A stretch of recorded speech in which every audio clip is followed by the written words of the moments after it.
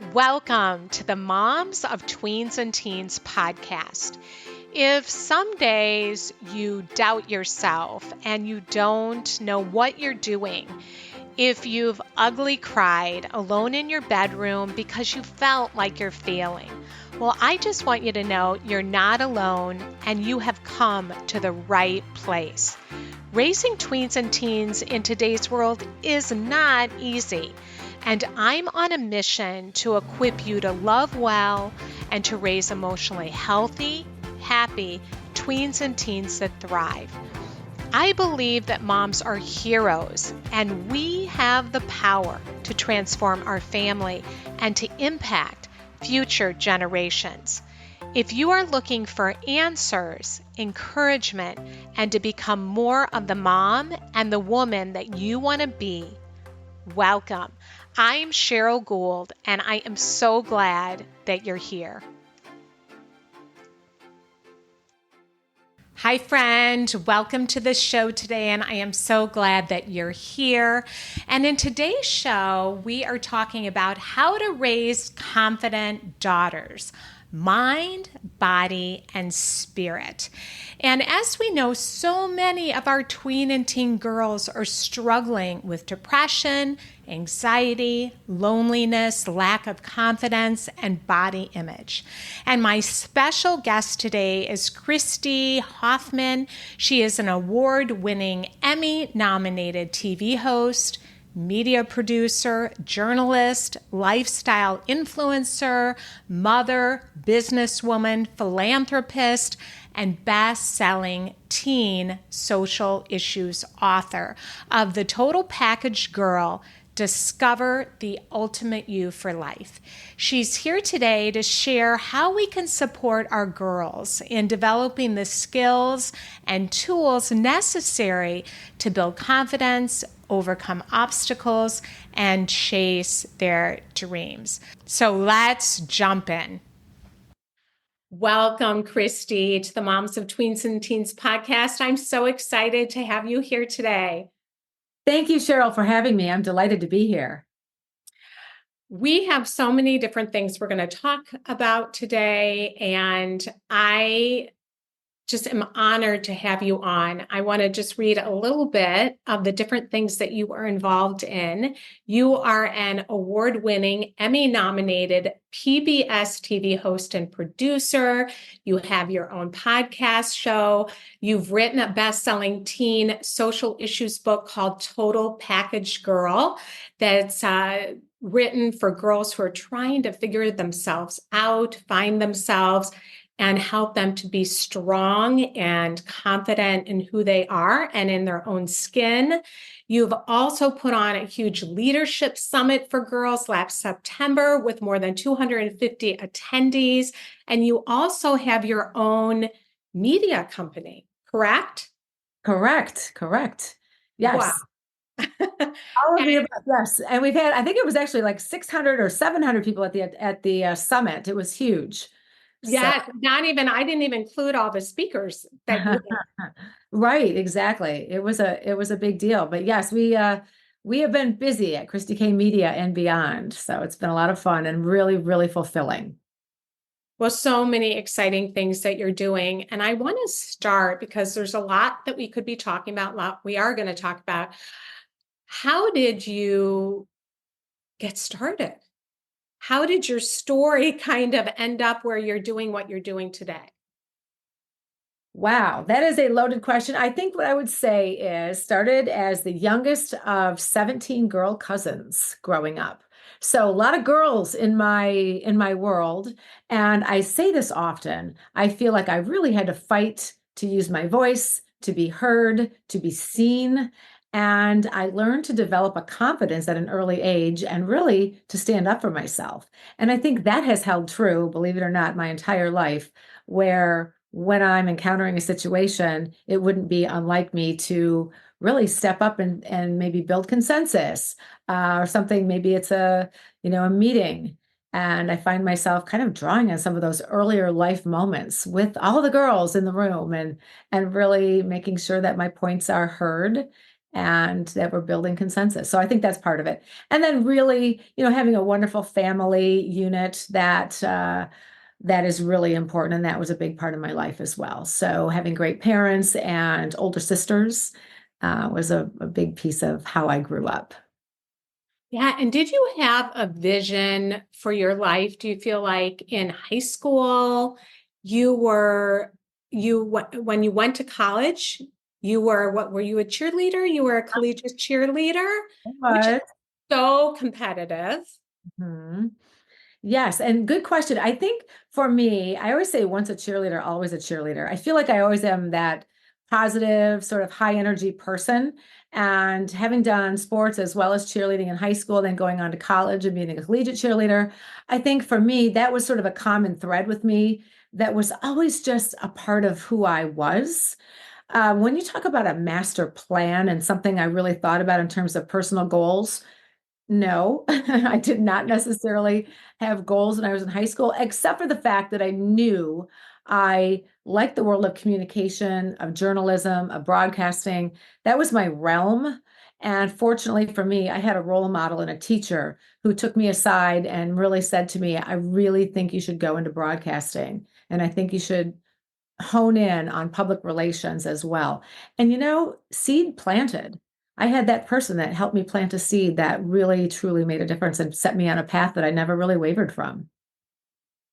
Isn't that just amazing? Like one comment that, I mean, there are, of course, there are people along the way and your family and having all those girl cousins, but somebody saying they saw you and they saw your gifts and your abilities. And sometimes we just need that one person to see us and to be able to say, hey, I really think that you should do this. That is so key, what you just said. And sometimes I call them our true blues. In fact, in my book, I say that we each need a true blue.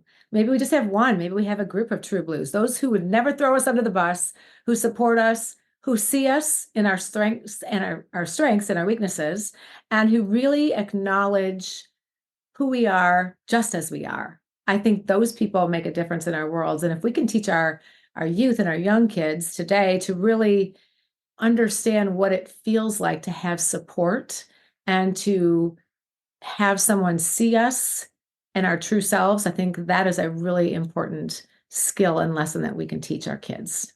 Yeah. And you've been mentoring. I heard you mention on a podcast you were on, you've been mentoring girls since 18. Is that Yeah, correct? since the age of 18, yes, indeed. That's been a minute. Yes, I think that just as a younger sister of many girls and cousins as well, I guess I felt that need to like then take care of somebody else. Maybe I never had a younger sibling. So I started volunteering with the Girl Scouts in my local area and then really went on and actually fast forward a couple of decades, I worked for Girl Scouts of the USA in a volunteer capacity on a national level. And that just sort of is, for me, a great gift too, because I can maybe impact a little bit of someone's world, develop a little bit of confidence in a young girl through programming, through body image, through confidence, through esteem. And that's really important to me because I see how that seed planted can really play out in one's life. Yeah. You know, I'm thinking about when you talked about, having that support and then going to college and was what was that like for you? Because for me, I did not have a vision for my life at that time. And I'm so grateful that it's never too late to have a Mhm. vision for your life. And I want to say that to all of the moms that are listening that, I used to think, oh, I missed the boat. I was in television, but I was in the production side of television. And but I love to act and I love theater, but I never really had a vision for where I could go with it. And I think it was more interested in kind of partying and having fun, and then got married and kind of hung it up, right? And had kids, which was great. But then in my earlier, 50s, even late 40s, I got this vision for what I'm doing now. So, um, yeah, what do you say? I guess what's my question? It's like I lacked vision. And I think there's many moms that are listening and their kids are lacking that vision. And they're like, how do I help my kid to have a vision and a purpose for their life? Did you always have that? I did not always have a vision, nor did I have goals growing up necessarily. However, I knew what I liked and what I didn't like. And I had the gift, and I don't know where I got this, probably my parents, of discernment. Like I really did know right from wrong. I really had a good understanding of kind of what felt good to me in terms of career and what didn't feel good to me. I actually chose my collegiate major based on the process of elimination. I tell people all the time I was like, I don't think I want to go into math. I don't think I want to go into science. And then ultimately, communication, journalism, broadcasting, all of that just really flowed forth for me. And I loved that. But really, I want to talk about something you just alluded to as well, where as moms, we spend so much of our time giving to our kids. Maybe we take a step back in our career. Maybe we don't take the promotion. Maybe we step out altogether if we have the luxury to be able to do so out of the career path. And then all of a sudden there comes a day where we say, oh my gosh, who am I now? I am my kid's mom. And then now what? Do I still have the same skill set? Am I still relevant? And I think for moms, before we go to the kid thing, for moms, I think we really need to just remember at the core who we are and what our talents are, and to really continue to nurture those and feed those. That's really important.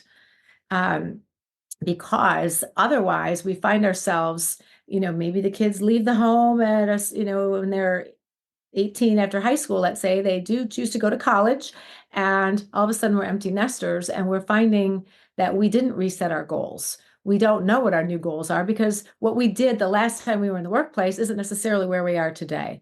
So I think it's really important for moms listening today and all of your audience to continue to kind of recalibrate, set goals, and do those checkpoints, whether it's every 6 months, every year on your birthday, every New Year's, whatever it may be, having a checkpoint to be able to say, okay, where am I today? What's of interest to me? What are my goals? And continue to set those goals for ourselves in addition to our kids.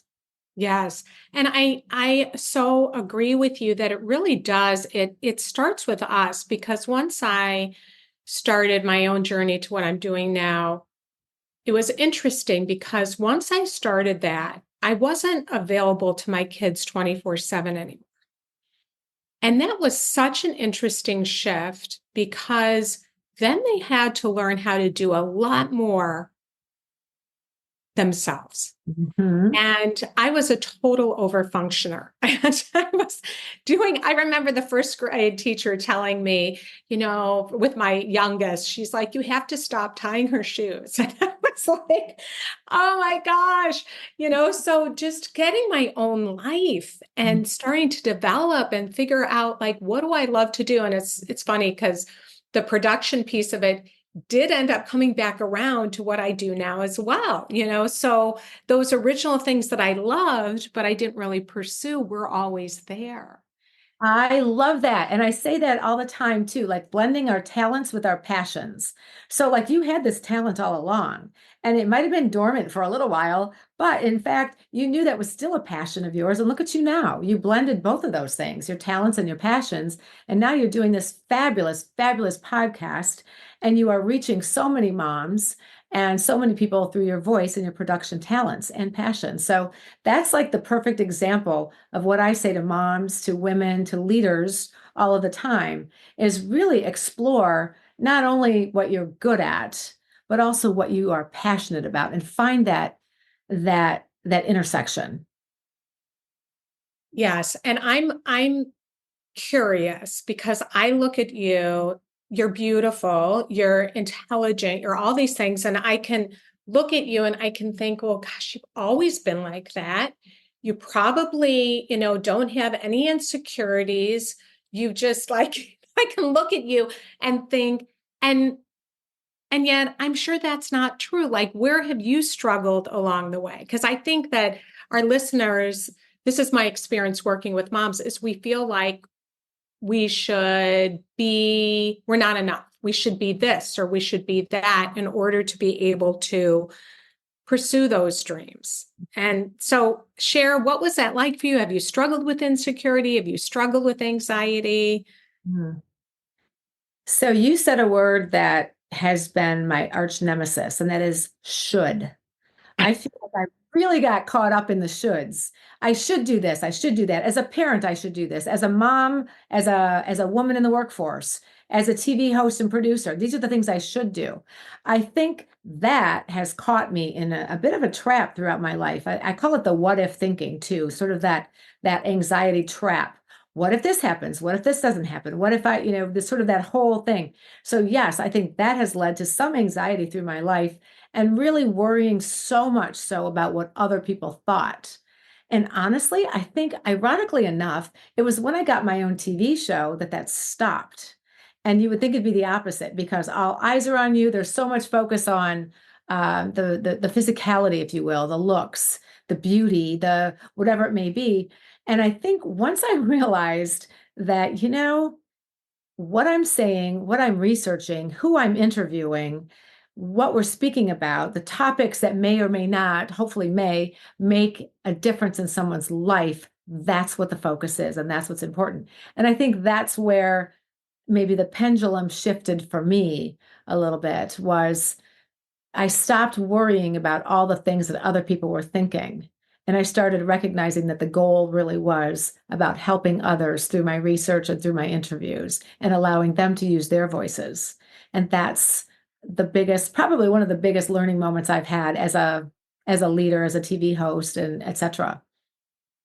I love that as a segue because I'm wondering if a big part of that, for me, I know is how I'm relating. Is it got me my focus away from myself and more on bringing value and meaning. And I think our kids today, and I can also include us in that, is so much of their world now is externally focused with all the social media.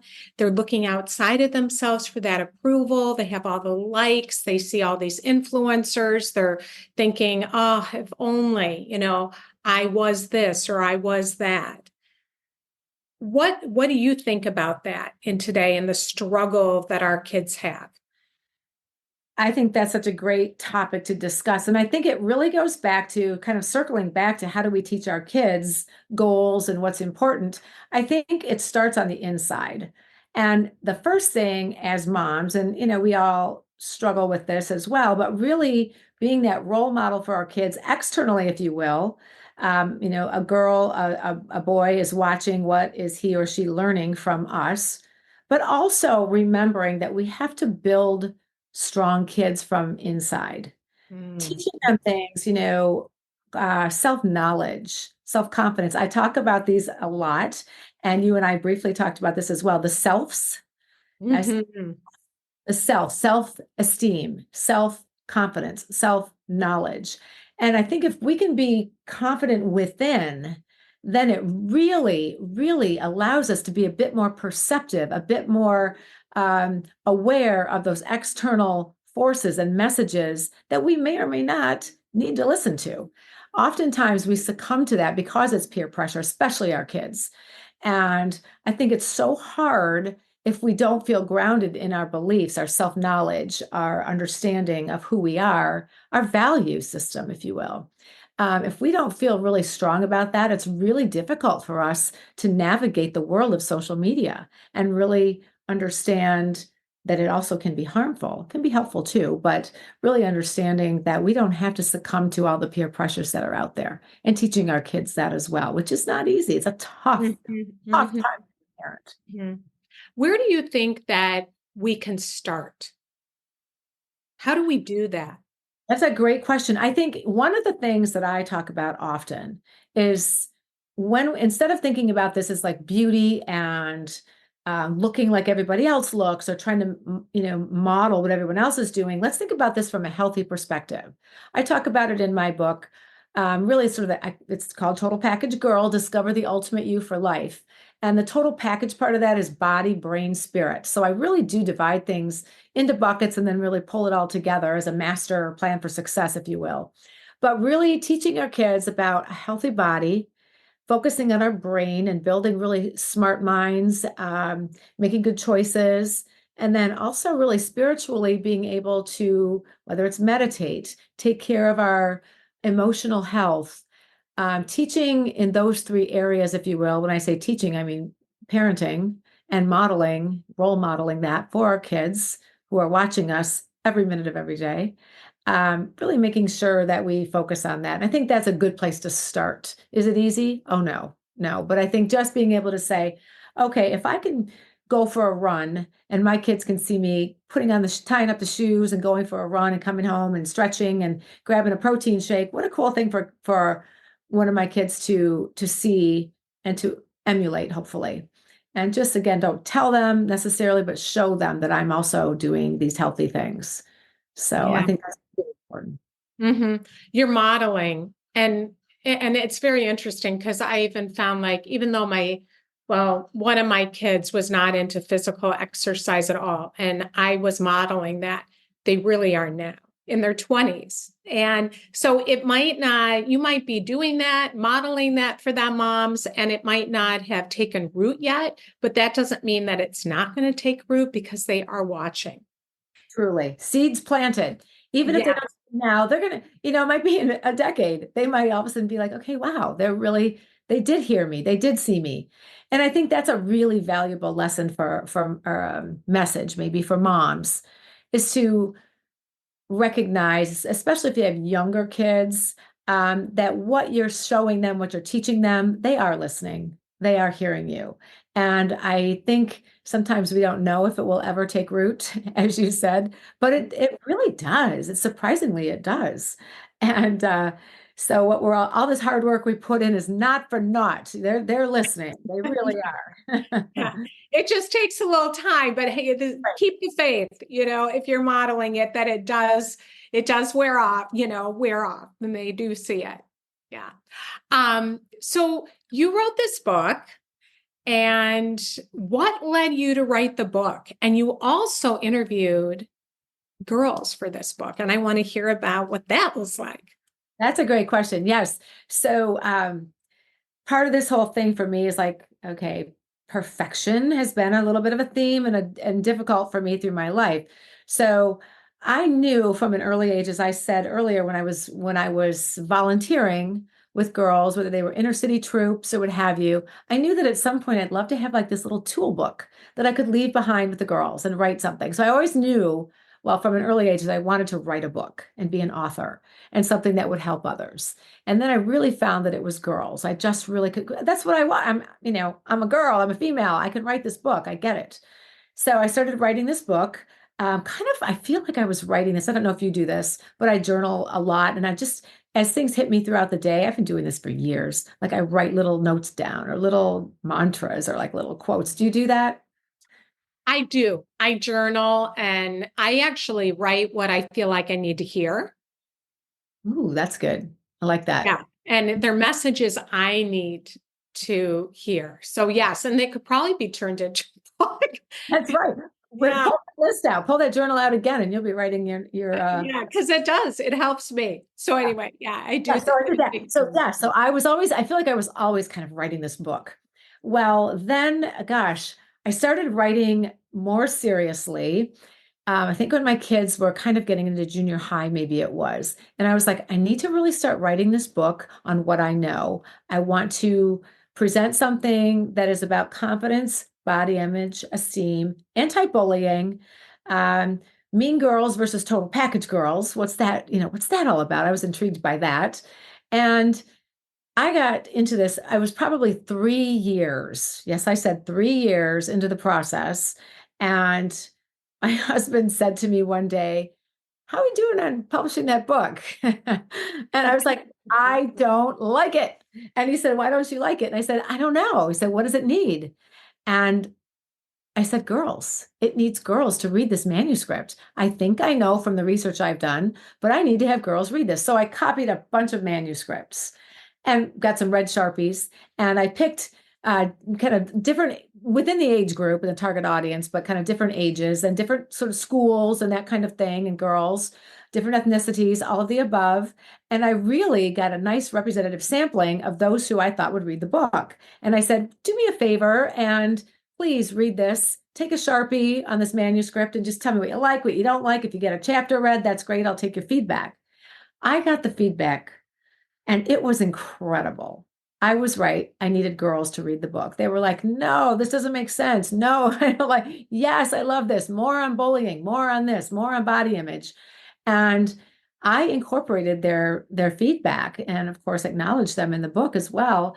And just said, like, you made this book what it is. And then published the book, and the rest is history. And it's really been something that for me, well, it was an aha moment for many reasons. A lot of the issues of when I was a girl are actually still around. Um, Mm-hmm. just a different sort of iteration, if you will, with social Mm-hmm. now. But it was a really, really great process to incorporate girls into the book, into the messaging, and really gave me a finger on the pulse of what girls need today. And what do you feel like after having you had your big event? What do you feel like girls are saying or what they're needing today?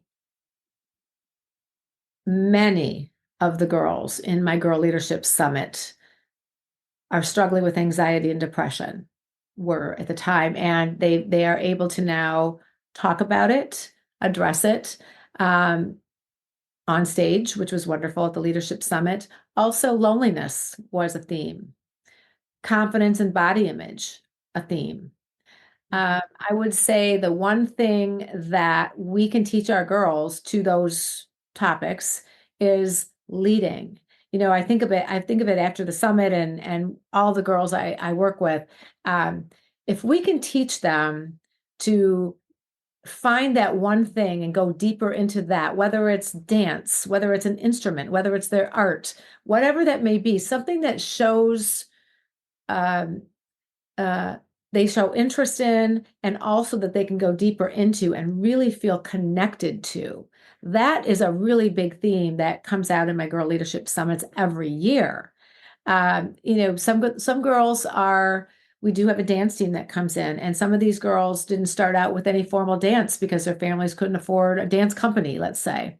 And Mm-hmm. their hard work paid off because that's what they had. They had work ethic. So those are some of the themes that showed up. And girls at the end of the summit really share with each other how hard work, how resilience, how compassion and kindness for others, how giving back to community, how fighting through anxiety and depression, how building a support system all really mattered. That's powerful. I'm thinking of the earlier question when we talked about how do we instill these things in our kids, and you're building the power of community and giving them somewhere to go where they can together experience something, talk about their struggles and challenges, and then helping them to think about what do I want? What do I want my life to look like? How can I proactively set goals? What's going to give my life meaning? And we need that. Our kids need that. Yes. And so many of the themes in my mind came back to being healthy, like taking care of oneself, self-care. There's another self-care, and self-love, being so proud of who we are. We talk a lot about that as well. And part of being a leader and stepping out, even when you're scared to death to lead a group or lead a team or whatever it may be, especially as a youngster, a junior high child, an adult, a young adult, part of just being a leader is feeling so confident in what you know to be true and in yourself that you can step out and do something that you were afraid to do. Like you can face a fear, you can take a risk, a healthy risk. But Mhm. part of it is really, again, it goes back to, as I've said earlier, just teaching our kids to be not only proud of who they are, but know who they are, what they stand for, and then not being afraid to really step out and put their voices forward. Um, so many good things that you just said. And do you find that, are you familiar with the growth mindset with Carol Dweck's book? And Absolutely. I love that because On my I, nightstand. I love that book. That book was one of the life changers for me because I kind of thought I had to have it all figured out before I did it. And that was like, no, like I'm just going to step out in courage and try this. And I'll probably be really bad at it when I first do it. But the more that I do it, I'll get better at it. And Mhm. so I love that whole growth mindset. And that's what I hear you saying is, to step out, to have that courage to try something. And we might not be good at it when we first do it, when our kids do it, try it, but we're doing it. We're out there, we're in the game. And what a difference that makes. So true. And I think that it's funny, even in writing the book or speaking on that or doing television now, being in the business world for as long as I was as well, some of these lessons that I learned as a teenager or in my 20s are exactly the same now. Just sort of absorb things, be a sponge, learn everywhere you go. There's always more room to learn, lead, and grow. I say that on my TV show as one of my taglines. It's true. And no matter where we go, we can always find someone we can learn from. And I think that's such a good message for our kids as well. And the other piece of that is this whole business of listening to our kids and listening to what they're telling us. And maybe they're not telling us anything through their words, but they're showing us their thoughts, they're showing us how they really feel through their actions. So, as parents, if we can just take a minute to watch and observe our kids, we'll know a lot more about what they're trying to tell us and where they may want to go. So, that's something that I also say to moms often is really take a step back and listen and watch what they're doing and saying. And from there we go. Yes. Following their lead. We Mhm. can often have our own agenda of what we want it to look like versus stepping back and watching and listening and paying attention to what they're saying. Absolutely. Not easy to Yeah, do. it is. It's very hard to do. You're right. And I think um, the one thing I will say is, this whole issue of discernment in today's world and really teaching our kids what to look for without giving them so much fear. I mean, with drugs, with trafficking, there are so many issues out there now with cyberbullying, with predators online. There are so many things that we could worry about. How do we explain and talk with our kids so they're aware of their surroundings, they're aware of the choices that they're making, and they can make healthy choices without making them so fearful that they don't even want to, socialize. It's a really tough challenge and a conundrum as parents to understand what is that balance and that fine line. I do think to this point, constant communication with our kids, being present, even if you're not with them all the time, just being there, being near, uh, Mhm. having those family dinners, having the opportunity to connect at the park, take a walk, whatever that routine is, as a parent, we can really help our kids not only to communicate and express, but really to develop a connection with us for the long term. We have to slow down. As you're saying all that, we really have to slow down. We have to put our phone down. We have to work on being present, hearing what they have to say. A lot of it is just being present, saying less, not having to have all the answers, but listening to them because they're so much wiser than we give them credit for. And that's that whole self, right? That self respect. Like, what does it mean for me to respect myself? What does it mean for me to love myself? They do have those answers inside of them.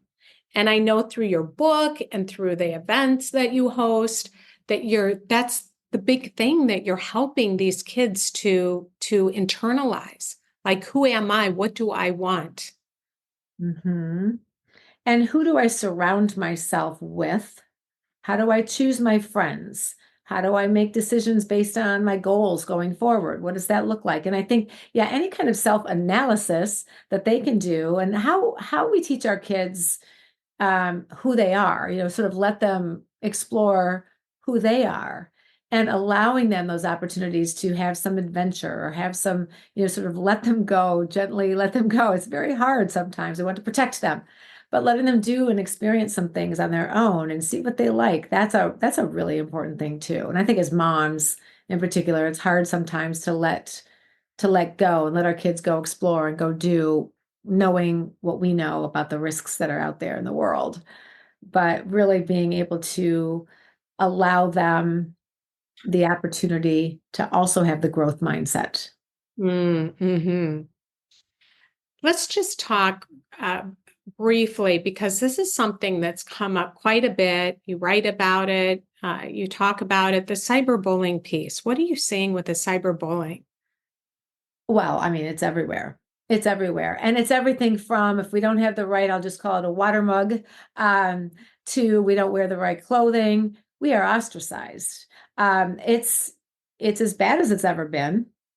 I think the implications tied to whether it's Instagram, X, Snapchat, these are powerful tools. When we give our kids a phone, we need to understand not only what they're seeing on social media, but what they're exposed to, whether it's pornographic images, uh, gaming that is extremely violent. These are things that our kids are seeing. And as parents, we cannot be blind to that. So, uh, clearly the implications of Instagram, let's say, on girls and their esteem, and some of the research that we're seeing in that regard, whether it's girls committing suicide, attempting to commit suicide, same with boys, those numbers have gone up, and it's tied very clearly in some studies to some of the influencers and influences on social media. So, yeah, it's out there, it's prevalent. I think.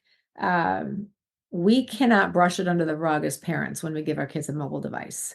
And it's so, it's tough because we want them to have a phone so they can communicate with us, so they can maybe do certain things, watch funny YouTube videos.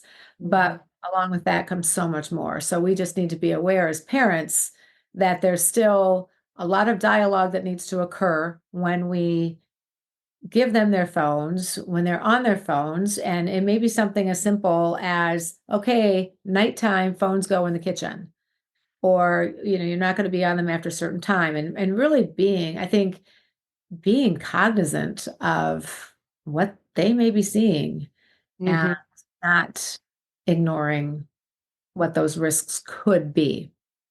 Yes, I think that that is where the listening piece that you mentioned is really important, because we need to be paying attention, Mhm. listening not just to what they're saying, but to what they're not saying as well. And if we can listen, we're going to be more of that safe place where our kids are going to be more willing to open up and talk to us with what's going on. Mhm. For sure. So this has been so good. And what do you feel like? We talked about a lot of different things, but what is one thing that we didn't touch on that you feel is important to talk about? Is there anything that we left unsaid that kind of coming to your mind? I think sometimes as moms, we also need support. We focus so much on our kids, and how do we take care of our own selves? And I just want to say to all of your moms and listeners that, don't forget to take care of you, and don't feel guilty when you do so.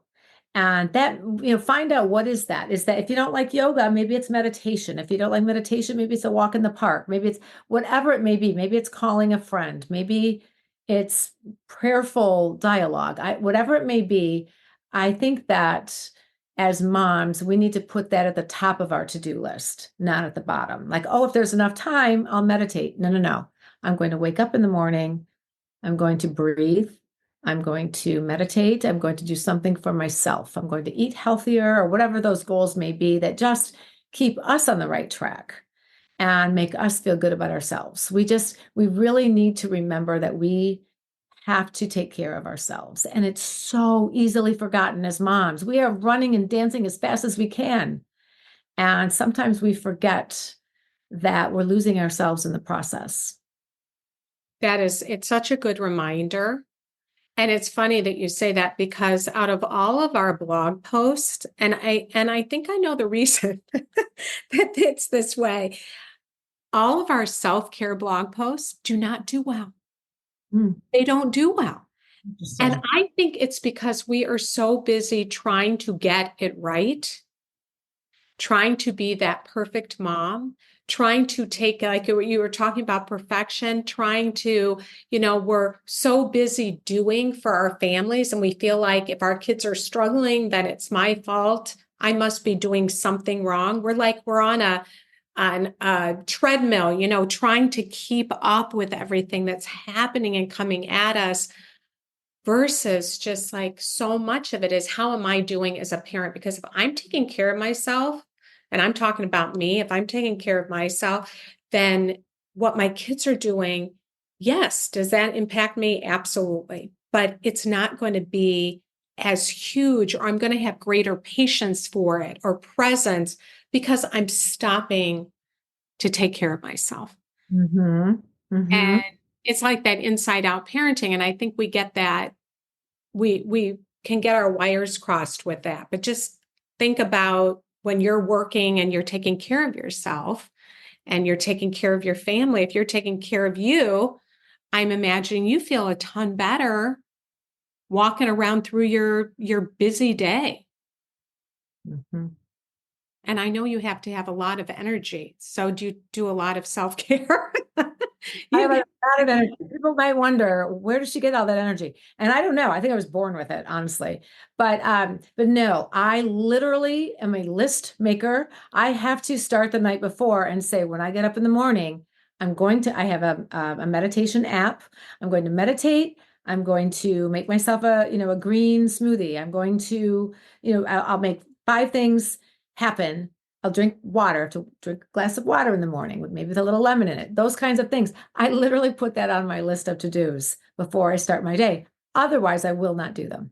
And that sounds really silly, maybe, but it's those little things that start my day the right way and start me feeling like, hey, I matter and I'm really important. And I think for me, just women taking care of ourselves it's kind of a misnomer sometimes. We just forget about it. So I think setting those, whether it's an action item or an actual goal, what is our life goal? And then those little incremental objectives along the way that we can set for ourselves that make us kind of stay on track for our own health. That's whether it's maybe it's a well check. Don't forget, I tell my girlfriends all the time, don't forget to get your mammogram. Don't forget, just sort of reminding them and they do that for me. We sort of take care of each other that way, is reminders of our own health and what's really important.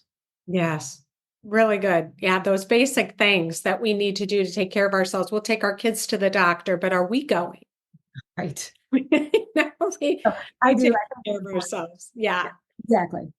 Yeah. Well, Kristi, this is so good to talk to you. And I want you to tell them where to find you, where to find your book, how they can, what's in the works. I know you were mentioning a new TV show that you're going to be doing. So tell them all about it.